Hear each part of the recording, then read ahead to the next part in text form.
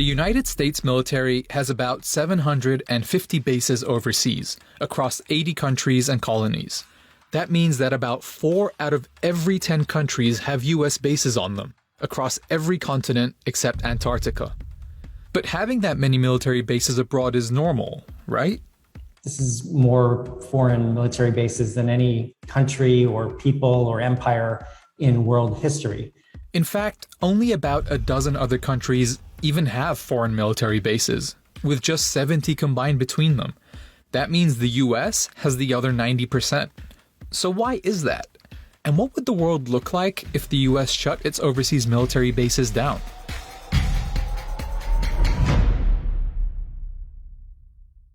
Military bases as we know them today really began popping up during World War II, following the 1940 Destroyers for Bases deal between the US and the UK. Under this deal, the US gave Great Britain 50 World War I naval vessels, known as destroyers, in exchange for 99-year leases and pretty much sovereign power over 8 British bases in the Western Hemisphere. These included Jamaica, the Bahamas, and Trinidad. By 1945, the US was building about 112 foreign bases a month. In the span of only 5 years, the US grew the first empire of bases in the world.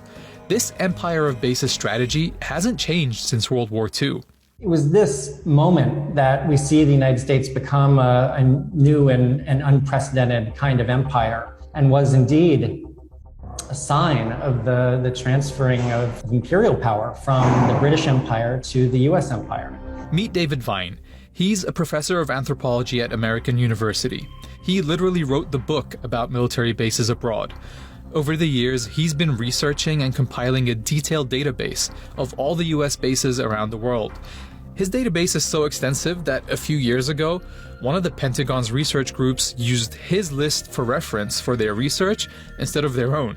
The fact that researchers working for the Army needed to rely on my list of foreign bases that I've been putting together since 2015 is a really bad sign. It's a bad sign about transparency, but many researchers believe the Pentagon itself, the military itself, they don't know how many bases they have around the world because there's so many damn bases. That brings us to the question at the heart of all this. So what's the purpose of this military presence around the globe? It's a great question. In short, I think empire is part of the answer. And that's why you can't talk about how many bases the United States has without talking about what those bases actually represent. US imperialism. While it's true that US military bases expanded dramatically after World War II, the US actually started exerting its power and influence outside its borders in the early 1800s. In 1823, the United States adopted a cornerstone of its foreign policy, the Monroe Doctrine. This policy opposed European colonization and established the Western Hemisphere as the US's own sphere of influence. This helped lay the groundwork for the US to develop a taste for militarily intervening and invading, like intervening in the Cuban War of Independence in 1898 and occupying Spanish colonies, or engaging in a war with the Filipino revolutionaries just a year after that. Now obviously the US didn't stop there. After World War II, the American government both expanded military bases and established itself as a dominant power with the self-proclaimed right to militarily intervene across the globe. It sent troops to occupy southern Korea in 1945, with the Vietnam War kicking off in 1955. The US kept deploying its military anywhere it felt threatened, often by left-leaning governments. Latin America is an example of this. The region experienced American interventionism and involvement in regime change multiple times. By the end of the Cold War, there were 1,600 US military bases in 40 countries and colonies. Today, the number of military bases is half that, but the number of countries and colonies that host these bases have doubled. Japan and Germany still have 119 US bases. South Korea has 76. It's important to note, included in these 750 bases outside the US are US territories where citizens don't have the same rights as mainland US citizens, like Guam, Puerto Rico, and American Samoa. We can think of these bases as kinds of colonies. These are sort of mini micro colonies from which the US government and to a certain extent US corporations can exert power in the world. You're looking at Ramstein Air Base in Germany. Large bases like Ramstein are often referred to as Little Americas. Ramstein has American schools, apartment complexes, American fast food restaurants like Popeyes and Taco Bell, and many other American products. Over 400 overseas US bases are large bases with more than 200 military personnel. The rest are small bases, or lily pads, that usually hold drones, surveillance aircraft, or pre-positioned weaponry and supplies. These are largely found in Africa, Eastern Europe, and Latin America. Professor Vine argues US foreign bases are simply launch pads for war, like this drone site in Niger, this airstrip in the Galapagos Islands, and this base in Djibouti, which is used to launch airstrikes in Somalia. This strategy of exerting power comes at a cost.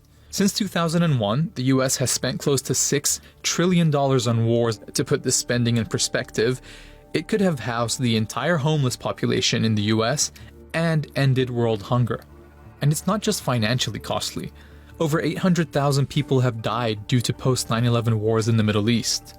It needs to be dismantled. We need to dismantle the system of war, and we need to dismantle the power of the military-industrial complex. And unless we do, we are in deep, deep trouble, because I most of all fear the United States will end up in even more catastrophic wars than the catastrophic wars that we have been waging since 2001.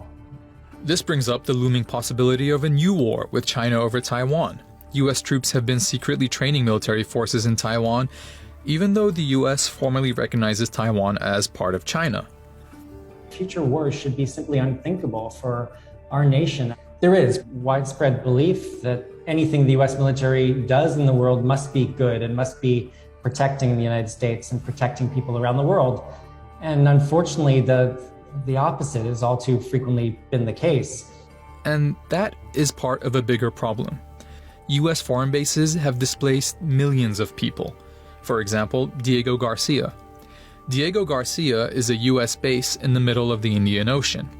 The US government conspired with the UK to illegally remove the entire local population in order to build the base. On top of that, many people in other host countries have consistently protested the presence of the US military. In Shannon, Ireland, residents have been protesting to halt the US military's use of Shannon Airport to transport arms. In 2009, the president of Ecuador refused to renew the license for a US base, stating the US military had too much control in his country. Mire, si quiere, yo lo renuevo con una condición, que me permitan poner una base militar ecuatoriana aquí en Nueva York. No hay ningún problema en tener bases extranjeras, vamos a llegar a un acuerdo.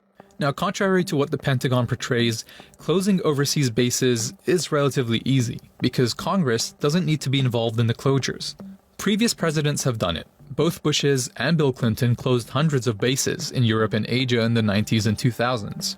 This means the Biden administration could easily close hundreds of unnecessary military bases abroad, if it wanted to, that is. But it's not just a matter of closing a few bases, it's about questioning the role the United States plays in global politics, and how it uses its military force to get what it wants. I think the world would be more peaceful, and I think the US people would be more secure if the United States had fewer military bases abroad. And after 20 years of disastrous warfare, this is a state of affairs that really should bring us all deep, deep pause and fundamental transformation in our approach to engaging with the rest of the world.